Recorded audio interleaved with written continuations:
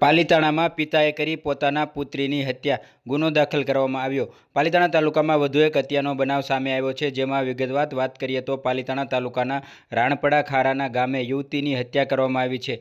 પોતાના પિતા અને કાકાએ જ દીકરીની હત્યા કર્યાનું સામે આવ્યું છે। બનાવની વાત કરીએ તો ગત 7 તારીખના રોજ આ બનાવ બન્યો હતો, જેમાં યુવતીને અન્ય જ્ઞાતિના યુવક સાથે પ્રેમ સંબંધ હોય, જેનીથી પરિવારના પિતા અને કાકા દ્વારા માર મારી ગળું દબાવી હત્યા કરી નાખી છે અને સગા સંબંધીઓને જાણ કર્યા વગર અંતિમ સંસ્કાર કરી પુરાવાનો નાશ કરી સહિતનો કલમો હેઠળ ગુનો દાખલ કરવામાં આવ્યો છે, જેને લઈને પાલિતાણા પોલીસ મથકમાં યુવતીના નાના દ્વારા ફરિયાદ દાખલ કરવામાં આવી છે અને પાલિતાણા રૂરલ પોલીસે દીપક ધીરુભાઈ રાઠોડ અને ભાવસંગ ઉર્ફે લાલજી ધીરુભાઈ રાઠોડ વિરુદ્ધ ગુનો દાખલ કરવામાં આવ્યો છે અને પોલીસે ગુનો દાખલ કરી કાર્યવાહી હાથ ધરી છે। પોતાના જ પિતા અને કાકાનું એવું તે કેવી હત્યા કરવાનું ચકચાર મચી જવા પામ્યું છે।